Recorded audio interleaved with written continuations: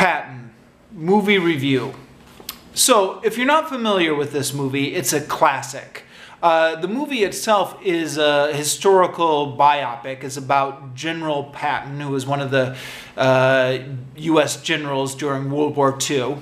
And the movie came out in 1970, and it's a classic movie. So if you haven't seen it yet, you should watch this movie if you're into either military history about World War II or just classic movies in general. It's one of those movies that's been so influential. It's kind of been referenced so many times and quoted so many times and parodied so many times. It's one of those movies that as you're watching it, you're constantly saying to yourself, so that's where that's from. You know, that's where that line is from. All these things that you kind of hear in like the pop culture, a lot of them are from this movie. This is an epic movie. It's 3 hours long, and it's not one of these cradle-to-the-grave biopics. They actually just focus on 2 years of General Patton's life during World War II. And yet, despite that, there's so much stuff, you feel like the movie just doesn't have time to cover everything. There's just kind of so much stuff they touch on, but doesn't really get fully covered. For example, Rommel. So, at the beginning of the movie, Rommel is Patton's kind of main adversary. And, kind of knowing a little bit of history, I thought, right, I know where this is going. Rommel is eventually going to fall out of favor with Hitler, and Rommel's going to be implicated in that plot. But the movie doesn't get into any of that. Rommel just kind of disappears from the movie about halfway through, and they don't do any explanation. Another example is Eisenhower, U.S. president in the 1950s, but before he was U.S. president, he was commander of the Allied forces during World War II. And you kept hearing his name throughout the movies. And I thought, okay, they're building this up. They're finally going to show Eisenhower. And then Eisenhower never appears on screen.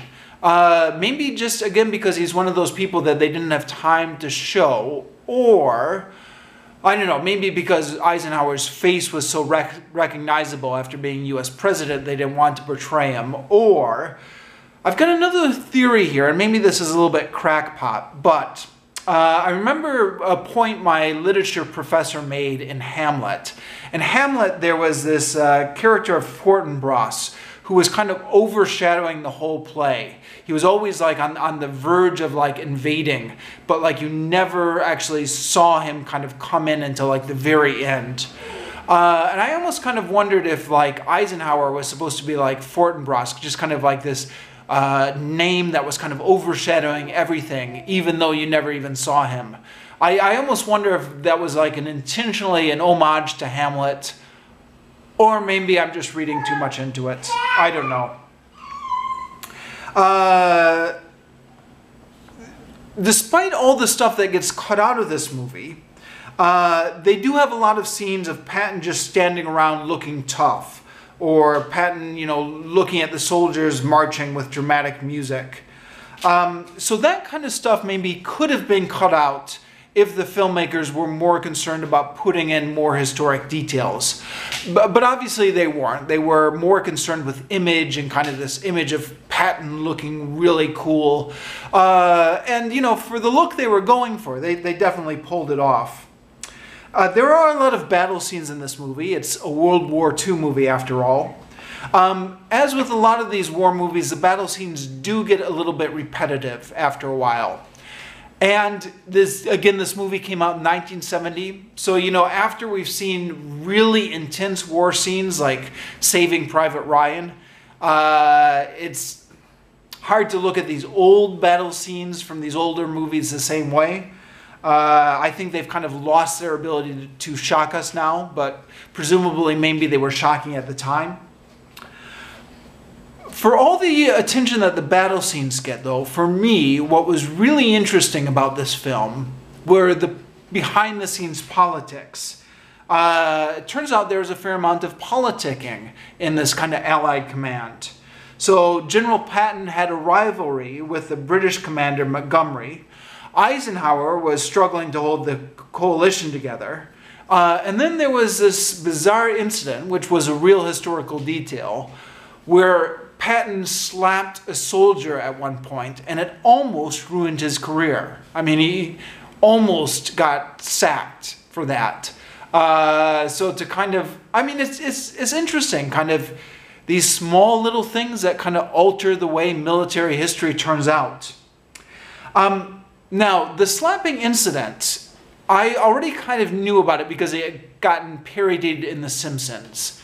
I think it was an episode, what was it, Bart's War, Nelson's War or something. Bart's going to war against Nelson, and the whole thing is a parody of Patton. And at one point, Bart slaps one of his soldiers, and Grandpa says, "You can push him out of a plane, you can march him off a cliff, you can send them off to die in some godforsaken rock, but for some reason, you can't slap him."